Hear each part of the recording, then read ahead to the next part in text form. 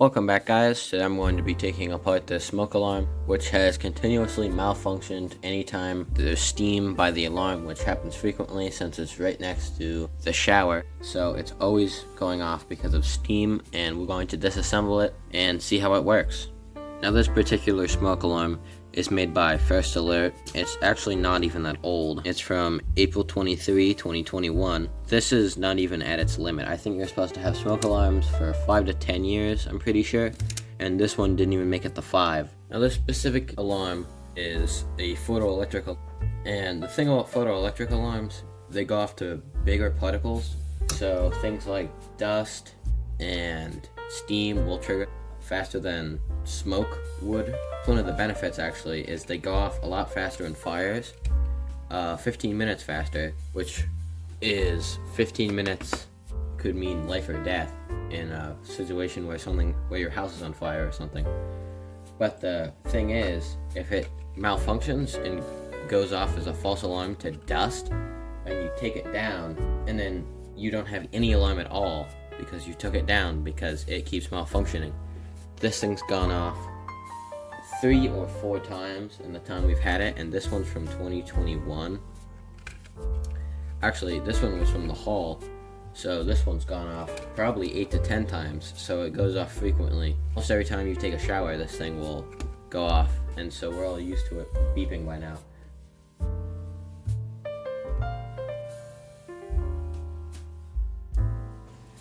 First off, you'll see a couple things.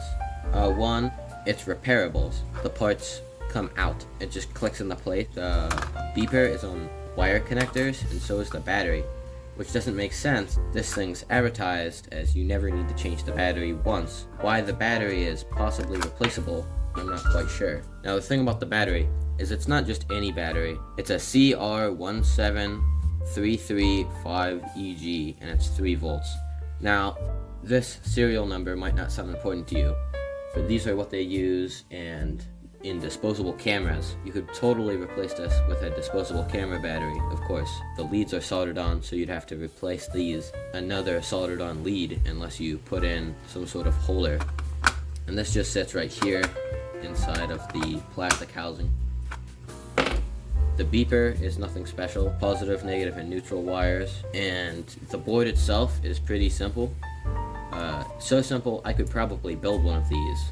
Now, the way this works is this right here, this casing, covers up this light, this infrared light, this sensor right here. And the best way of describing it is this is the type of LED that they use in TV remotes. This is what they use for night lights that turn on when it gets dark in your house, or like it's the same sort of sensor that's in your dashboard to turn your headlights on automatically for some of the newer cars that have that.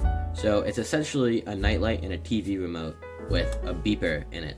So it's like this costs probably less than $5 to manufacture, and they're selling them for $45 because it's a necessity, which I think is kind of a rip-off, but I'd rather have one than not. It's pretty easy to just have dust go in between the sensor light. Like, I could put my finger in between it. Of course you can't because there's this housing on it. If I take this off, I can't because it's clipped in place, and the clips aren't easy to remove. But if I were to take this housing off, I could just put my finger in between the sensors and it would trip. If we trigger it by pressing the button.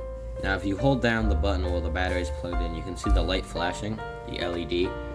It might be slightly difficult to see because the light's on, but it triggers, it still works. The only issue is it goes off so much as a false alarm that it's not even worth keeping.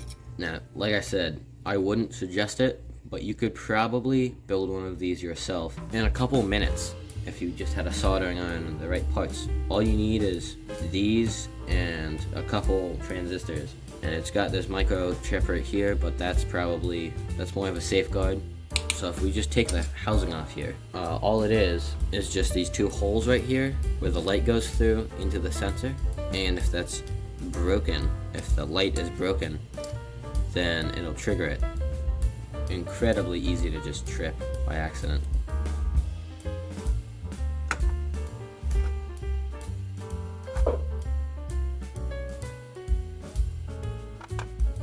I don't know if you guys just saw, but it just tripped itself. It keeps going off on its own. I know I took the cover off. It's sounding, and I'm not touching the button. That's how broken this thing is. Yeah, it just continues to trip over and over again. This thing is worthless. I did take the housing off, so it is a little more sensitive.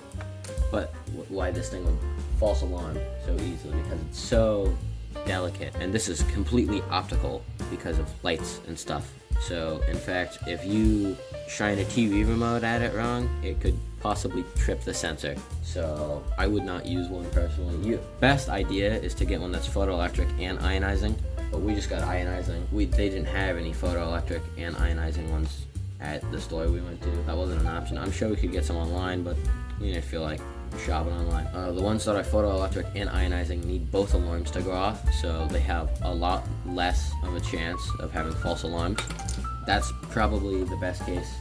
We do have one of these in our mechanical room still, because we had one of these in the basement and one of these upstairs, and the one upstairs kept going off and the one downstairs kept going off, but the one in the mechanical room, knock on wood, has not gone off by a false alarm. But other than that, guys, I think that is going to have to end today's video on smoke alarms. I hope you learned something today, and as always, make sure you subscribe if you haven't subscribed already. It helps me out get to my goal of 1,000 subs, and you could learn something along the way. But anyways, guys, I'll see you in the next one. See ya.